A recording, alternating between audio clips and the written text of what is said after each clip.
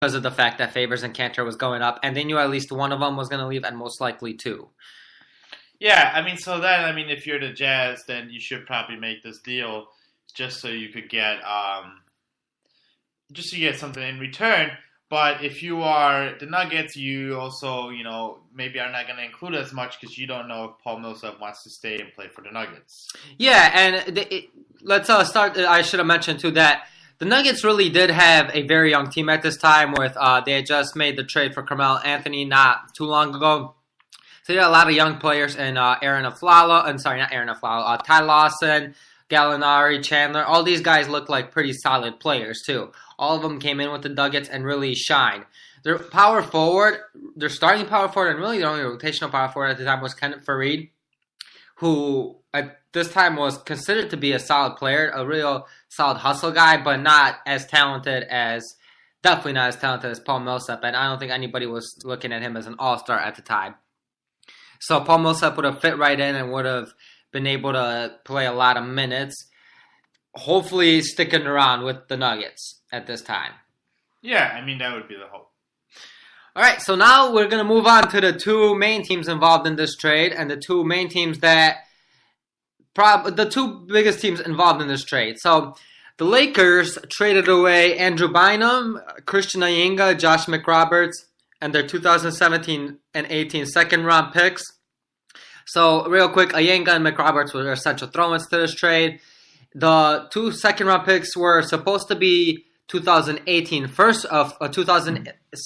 first-round pick, but because of the fact that they were protected and they never made it through the protections, they converted into two second-round picks. So the Lakers received Dwight Howard, Earl Clark, and Chris Duhon. Same as Eyenga and McRoberts. Earl Clark and Duhon were essential throw-ins, more veteran players who were very minor rotational players for the Lakers. Never did much for them. Now, Lakers were coming off a 41-25 season in which they lost to the Thunder in the second round in 5 games. Now, Howard played for them similarly a year and then left.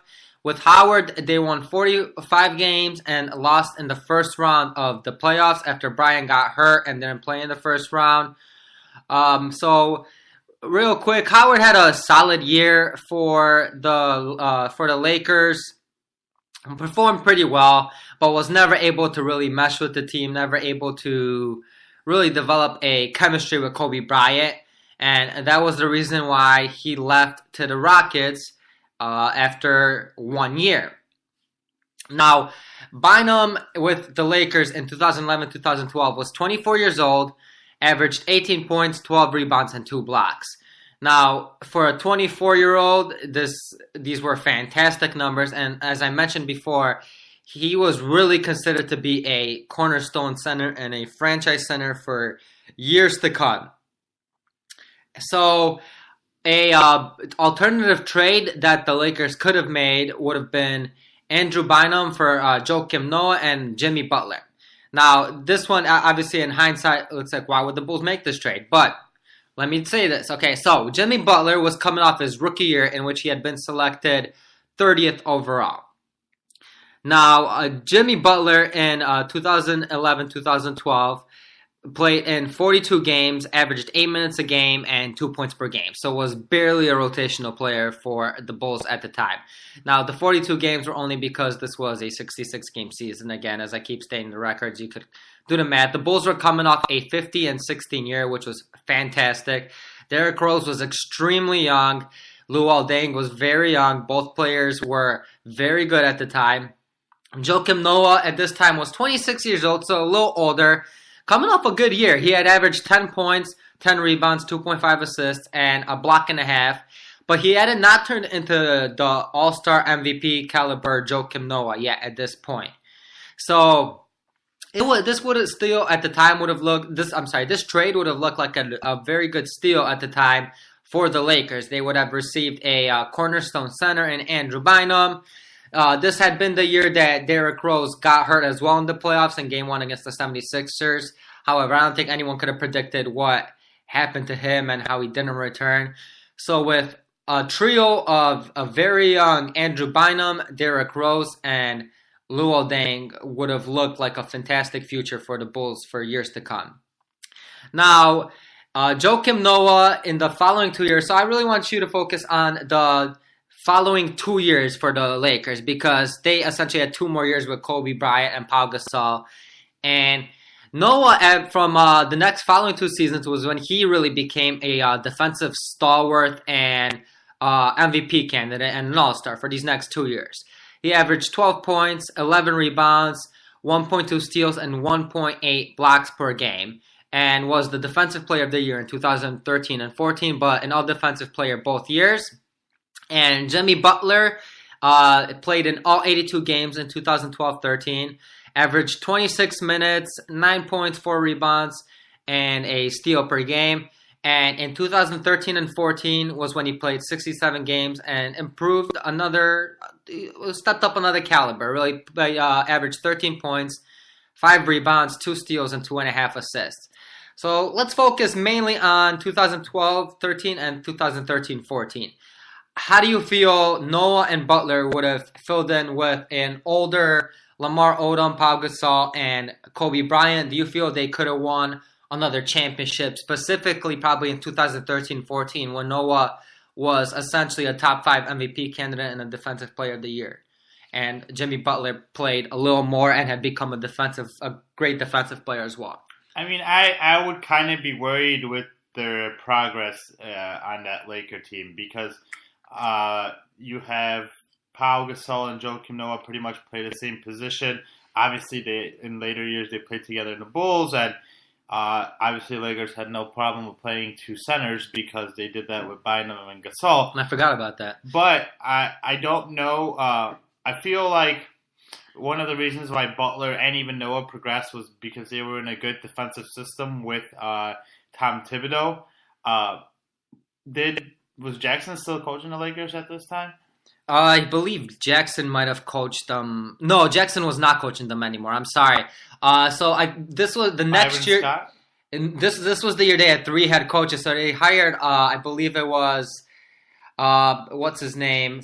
He was the coach with Cleveland for a while.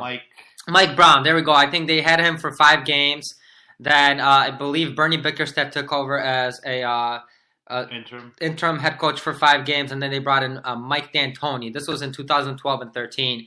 I don't know if they would have made that same choice had they acquired Noah and Butler, but they definitely might have. Yeah, so again, that makes me worry even more because Mike D'Antoni has only had 1 good year of coaching defense, and it wasn't actually because of him. It was because of his assistant coach. I actually believe they probably would have kept Mike Brown because this was his first and only year. He had coached 5 games, then went 1-4, and the Lakers hastily fired him. So they probably would have kept Mike Brown, who's a more defensive coach, and I don't think they would have started out 1-4, but who knows? Yeah, maybe. So I worry, again, once again, I would worry about the progress. Jimmy Butler, so this would be his 2nd year in the league. I don't know how good it'd be for him to be working with Kobe. I mean, Kobe was coming off at a time when he was, one of the best players in the league. He didn't seem like he was the greatest teammate, and he might have, I think he might have halted Jimmy Butler's progress, and he wouldn't be able to progress as well as he would have done with the Bulls. Obviously, when you look at this trade from the whole picture, and you look at it now, and you're like, well, this would be a total ripoff, right? Because the Bulls get nothing in return for 2 of their more loved players in the next following years. But I could see how they do it at the time just because of what Bynum was supposed to be. Again, I'm not huge on this. I don't think that Joakim Noah and especially Jimmy Butler would have become as good of players if this trade goes forward. Yeah, and another question to ask is, so the 2012-2013 season was when Kobe got hurt at the end of the regular season with his Achilles and never really looked like the same player again. And obviously the Lakers were ousted in the first round because of the fact that Kobe was not there. So that was the season Kobe was really carrying the team and playing a lot of minutes at his old age. And playing alongside Noah and Butler could have potentially allowed him to rest just a little more and probably, obviously, again, hindsight is easy to say, but the circumstances probably would not have led to an injury that essentially ended his career because he was never the same player again. So it would have been fun to see whether the Lakers could have stepped up. More likely in 2013 and 14 when Noah really developed into an all-world center and Jimmy Butler became a much better rotational player and a very good defensive player again. And I'll say this. First of all, I don't think Joakim Noah was ever an all-world center. But, I mean, he was a really good defensive player. He was in the top 5 in MVP candidate. Top 5 MVP candidate in 2013-14. He was, I believe he finished 3rd in MVP voting. Joakim Noah finished 3rd in MVP? I believe it was definitely top 5, and I believe it was 3rd in MVP voting, yes. Anyway, and this was also the time, the 2 years you're talking about here are those 2 real good years of the Spurs. I feel like those were the 2 best Spurs teams that I've seen. You know, they almost beat the Heat once, and then they demolished the Heat the following year. I don't think that this team would be able to beat them personally. I mean, obviously I have a bias as being a huge Spurs fan at the time, but there wasn't a lot of teams that I thought would be able to beat the Spurs at that time. And I'm glad you mentioned that because, similarly, we'll touch back on a little bit about this too. But, that 2013-14 Spurs team was extremely good, especially in the playoffs. This is when Kawhi Leonard really developed into an all-world player. And that 2013-14 playoffs would have been fantastic to watch had that trade occurred. And another one that we will talk about in a couple of minutes. So, without further ado, let's move on to that. Let's move on to our final team, which was the Magic. Dwight Howard traded away Dwight Howard, Earl Clark, Chris Duhon, and Jason Richardson. Dwight Howard being the main piece, everyone else being an essential throw-in for a slew of players now and draft picks. Mo Harkless and Nikola Vucevic from the Philadelphia 76ers, 2 first-round picks essentially here. Aaron Aflalo, a 27-year-old 3-and-D player. Al Harrington, who was a little older at this time, still playing some decent basketball. Iyenga and McRoberts, who were throw-ins. Now, the first-round picks they received, the Nuggets 2014 first-round pick, the 76ers 2017 first-round pick, the Lakers 2017 first-round pick, which ended up turning into Lakers 2017 and 18 second-round picks, and the Nuggets 2013 second-round pick. Now, I will refer to this trade. Actually, let's do this now. Okay? So, the players involved in this trade, Harkless never did much for the Magic. He played 3 seasons there before being traded to the Blazers for a top 55 protected second-round pick, essentially been given away to the Blazers, where he actually became a solid rotation player. But that's essentially how much the Magic valued him after 3 years. Aflalo and Harrington did barely anything. I mean, Aflalo played pretty well for Orlando in 2 years, but they won, I believe it was like 20 and 23 games respectively in those next 2 years. So, he played solid basketball, but nothing ever panned out with him. Iyenga, McRoberts, Harrington did essentially nothing. Vucevic has turned out to be a quality big for the Magic. He was putting up some real good numbers. He's put up real good numbers ever since being with the Magic. He's played there 6 years, and in those 6 years, he's averaged 16 points a game, 10 rebounds a game, 2.5 assists, and a block and a steal, but has never really developed to the All-Star they thought he would develop into. It was funny because when I was doing research for this trade, I found an article on the Sports Quotient. It was written in 2015, 3 seasons after the trade, and it named the Magic the winners of this trade, which at this time, you couldn't even disagree with them, okay? Because they were the only ones who got a lot of young players and out of this trade, and probably the most talent. Now, we know 6 years after the trade that's not the fact, because the Magic still have not even won more than 35 games in a year, and most of their seasons ranging from 20 to 29 wins.